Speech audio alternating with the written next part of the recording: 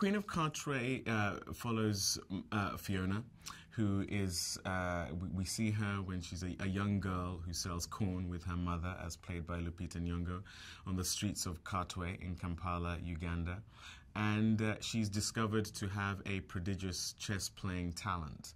That happens through my character, Robert Katende, who starts coaching her in playing chess, and she goes on to become a champion under the most unlikely of circumstances in one of the most unlikely places. She has an incredible motherly quality, very nurturing, very loving, very warm.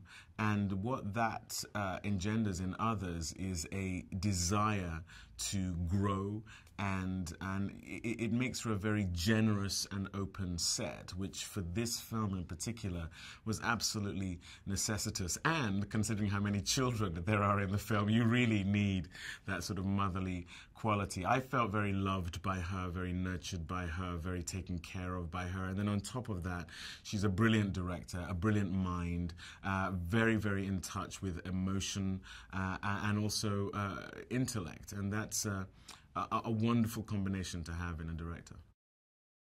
Having been orphaned himself and grown up as a young child in a very turbulent time in Uganda's history, he knows what it is to lack parental figures in your life. He knows what it is to be destitute. He knows what it is to be hungry.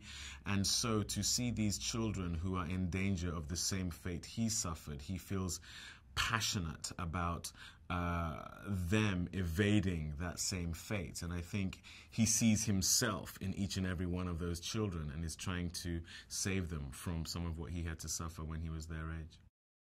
One of the things that really strikes me about Lupita generally is her commitment as an actress. I think anyone who saw 12 Years a Slave saw that in abundance. But what's so wonderful about this is it's a completely different kind of role, and you still see that level of commitment. But here she is playing a mother. Here she is playing an African corn seller.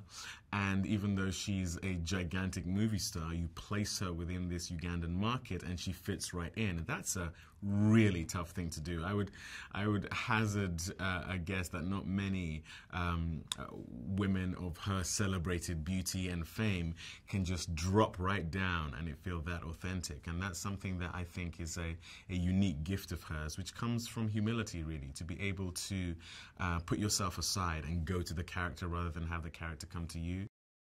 Madina, who plays Fiona in the film, and I did spend quite a bit of time together before we shot, and it was beautiful because it kind of reflected the relationship between Robert and Fiona in the film, in that it was tentative to begin with. We were sort of feeling each other out. I'm sure she thought, who's this actor who's coming along that I have to now interact with? But very soon we became very close. A lot of laughter. I just love her as a human being. It's an important story because mentorship is something that is so necessitous for development, anywhere and everywhere. I also think that the fact that, the individual we see flourishing here is a young black girl. If you want to talk about a group on planet Earth where education is a real threat of being denied them, especially in Africa, between racism, between cultural nuances, and racial. This is the kind of genius that could slip through the cracks. So to see it discovered, harnessed, and gain a platform is something that I hope will speak to anyone and everyone anywhere.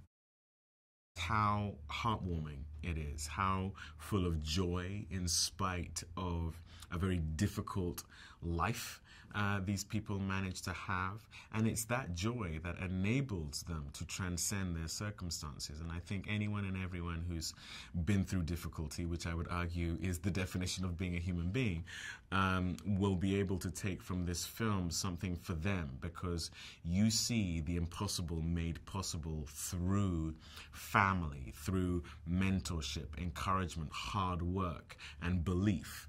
And I think those are things that we can all aspire to. And in this particular story, you see how beautifully they come to fruition.